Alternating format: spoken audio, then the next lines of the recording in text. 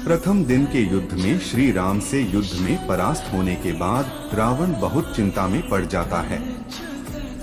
रावण अपने गुप्तचरों को चारों दिशाओं में भेजता है कि वह चारों दिशाओं से असुर शक्ति को संगठित करके लाए ताकि राम की वानर सेना को युद्ध में हराया जा सके। तभी रावण के नाना माल्यवान जी वहां पर आते हैं और रावण को चिंता में देखकर उसका कारण पूछते हैं। तब अपनी चिंता का कारण बताते हुए रावण कहता है कि नाना जी, मैंने राम को जितना साधारण सोचा था वह उतना साधारण शत्रु नहीं है। आज के युद्ध में उसने मुझे एक योद्धा की तरह नहीं बल्कि एक बालक की तरह परास्त करके भगा दिया है। राम की शक्ति ब्रह्मा, विष्णु, महेश की तरह है। इसलिए उससे युद्ध में जीतने के लिए हमें पृथ्वी लोक की सारी असुर शक्ति की आवश्यकता होगी। इसलिए हमने पृथ्वी के सभी भागों से असुर शक्ति को संगठित करने का आदेश दिया है। रावण की चिंता का कारण देखते हुए माल्यवान जी कहते हैं, हे लंकेश, तुम सर्वसम्मत हो, सर्वशक्तिमान हो। तुमने इंद्र के वज्र का सामना किया है। तीनों लोगों के अधिपति तुम हो। मृत्यु के देवता यमराज भी तुम्हारे अधीन हैं। लेकिन केवल एक मानव और वानर सेना से तुम इतने व्यथित दिखाई दे रहे हो। तुम्हें राम की वानर सेना से युद्ध करने के लिए अन्य असुरों की क्या आवश्यकता है, जबकि तुम्हारा भाई कुंभकर्ण इतना शक्तिशाली है कि वह पूरी वानर सेना को अकेला ही समाप्त कर देगा। वह लंका में ही सोया हुआ है, उसे जगाने का सही समय आ गया है।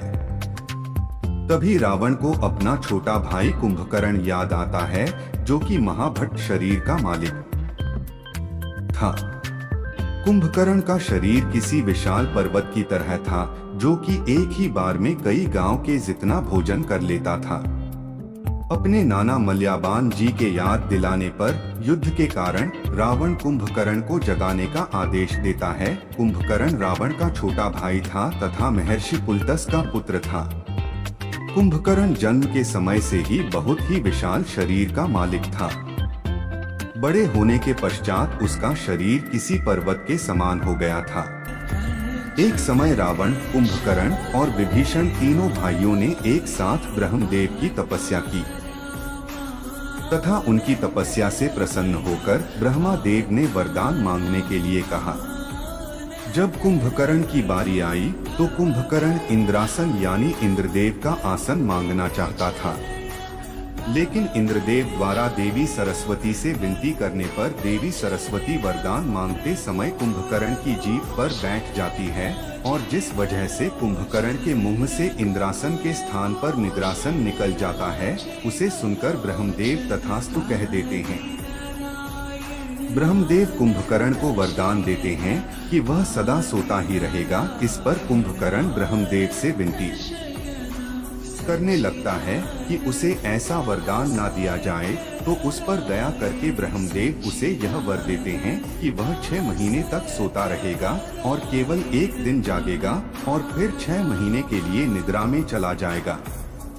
इंद्रदेव द्वारा कुंभकर्ण को निद्रा का वरदान दिलाने के पीछे यह भी एक कारण यह भी था कि कुंभकर्ण एक बार में ही एक गांव के लोगों द्वारा खाए जाने वाले भोजन के जितना भोजन करता था।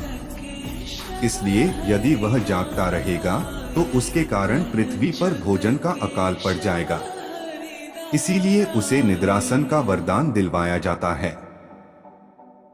कुंभकर्ण का सोने का समय अभी पूरा नहीं हुआ था, लेकिन आपत्ति काल में और युद्ध के कारण रावण ने असमय ही उसे जगाने का आदेश दिया। ढोल, नगाड़े, हाथी सेना के साथ कुंभकर्ण को जगाया जाता है और जागने के तुरंत बाद ही कुंभकर्ण भोजन में जुट जाता है। जब कुंभकर्ण खुद समय से पहले जगाए जाने का कारण पूछता है तो सेवक बोलते हैं कि महाराज रावण ने उसे जगाने का आदेश दिया है। जब कुंभकर्ण पूछता है कि महाराज ने उसे जगाने का आदेश क्यों दिया है, तो वह सेवक बताता है कि लंका में युद्ध चल रहा है, जिसमें रावण पुत्र अक्षय कुमार तथा हो चुके हैं। तब कुंभकर्ण लंकापति रावण के समक्ष जाता है और उनसे लंका में हो रहे युद्ध का कारण पूछता है। कुंभकर्ण के पूछने पर रावण बताता है कि उसने अपनी बहन शूर्पणखा के अपमान के बदले में राम की पत्नी सीता को बलपूर्वक हरण किया है, इसलिए उसे छुड़ाने के लिए राम किष्किंधा के राजा वानर राज सुग्रीव की सेना लेकर हमसे युद्ध करने आया है। रावण के मुख से देवी सीता के हरण की बात सुनकर कुंभकर्ण को आश्चर्य होता है, क्योंकि कुंभकर्ण जानता था कि श्री राम वास्तव में नारायण का अवतार है, विष्णु का अवतार है। तब रावण को समझाते हुए कुंभकर्ण कहता है कि भैया, हमारे पिताजी ब्रह्मदेव ने स्वयं कहा था कि त्रेता युग में जब भगवान विष्णु सूर्य वंश में मानव रूप में जन्म लेंगे तब वह उसी मानव रूप में आपका अंत करेंगे।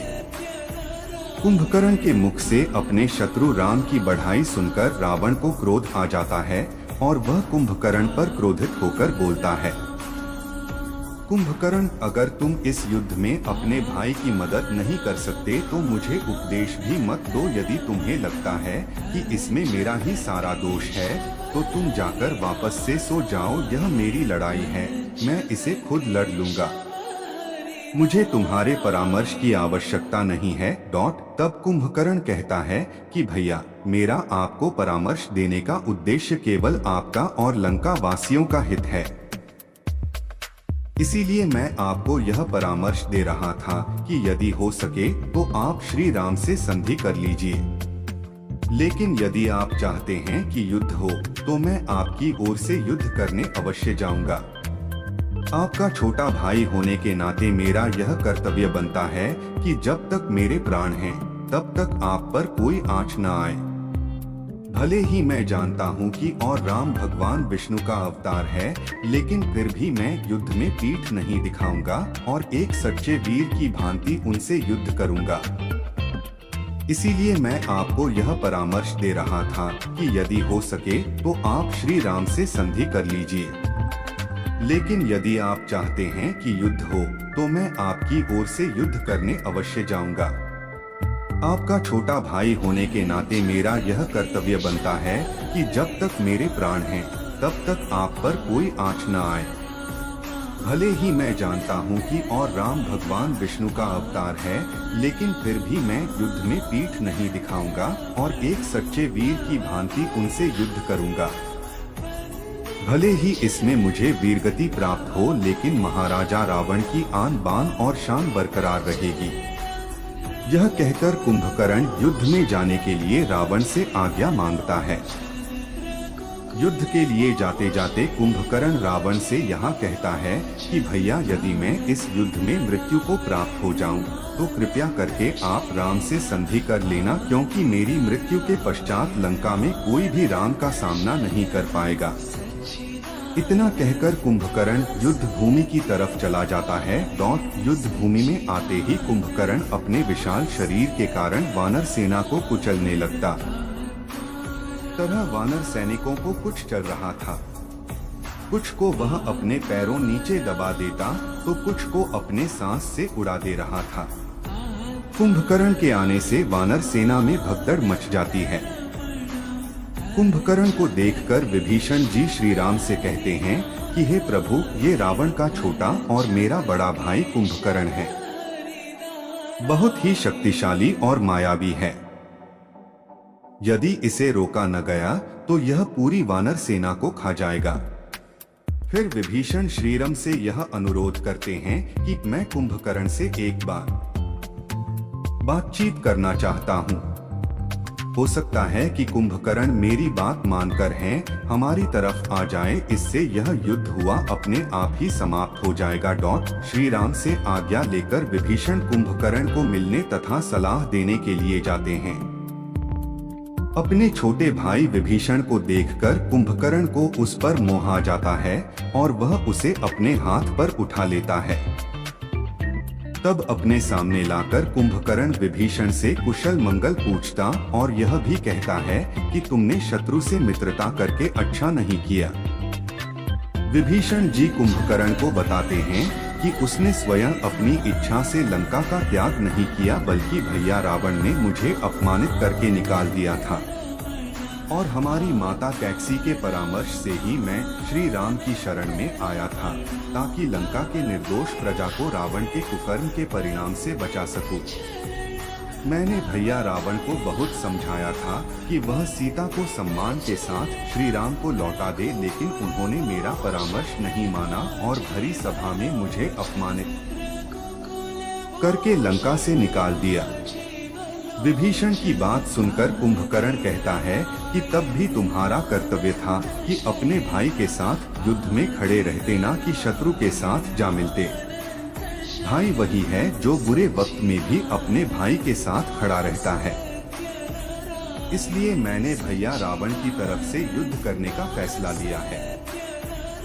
आज हम दोनों भाई एक दूसरे के प्रतिद्वंद के रूप में खड़े हैं, इसलिए तू अपना कर्तव्य निभा और मैं अपना कर्तव्य निभाऊंगा। कुंभकर्ण फिर से वानर सेना में उत्पात मचाने लगता है। अपनी सेना को ऐसे भागते हुए देखकर सुग्रीव कुंभकर्ण से युद्ध करने के लिए आगे आता है, लेकिन कुंभकर्ण के विशालकाय शरीर के आगे सुग्रीव कुछ नहीं कर पाते और देखते ही देखते कुंभकर्ण सुग्रीव को अपने हाथ में पकड़कर उठा लेता है और लंका की तरफ वापस जाने लगता है। तब हनुमान और लक्ष्मण जी कुंभकर्ण से युद्ध करने लगते हैं, लेकिन लक्ष्मण और कुंभकर्ण का युद्ध काफी समय तक चलता रहा, लेकिन उसका कोई परिणाम नहीं निकल रहा था। तब कुंभकर्ण युद्ध में मध्य ही वापस जाने लगता है। सुग्रीव को बंदी बनाकर ले जाते देख जामवंत श्री राम को कहता है कि हे प्रभु, सुग्रीव वानर सेना के राजा है। अगर उन्हें कोई क्षति पहुंची तो वानर सेना अपने राजा के बिना शक्तिहीन हो जाएगी और हमारी हार सुनिश्चित हो जाएगी। इसलिए आप अभी जाकर महाराज सुग्रीव को कुंभकर्ण के चंगुल से छुड़ाएं। जामवंत की बात सुनकर श्री राम कुंभकर्ण सहयोग करने के लिए आते हैं और एक साधारण तीर द्वारा कुंभकर्ण का ध्यान अपनी तरफ लाते हैं। तब कम्फर्ट कौन कहता है कि आओ राम, मैं तुम्हारे ही प्रतीक्षा कर रहा था। फिर श्री राम और कुंभकर्ण में युद्ध शुरू हो जाता है। कुंभकर्ण बड़ी बड़ी पर्वत शिलाएं उठाकर श्री राम की तरफ